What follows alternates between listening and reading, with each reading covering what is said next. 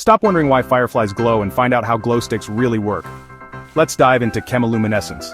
Chemiluminescence is the light produced from a chemical reaction. No batteries, no bulbs, just pure glowing magic. Imagine this.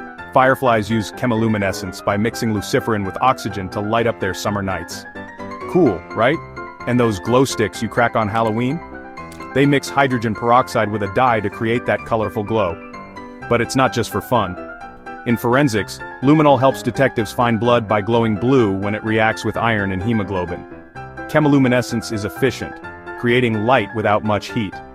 From nature to science labs, it lights up our world in the coolest ways. So next time you see a glow, you'll know the science behind the shine.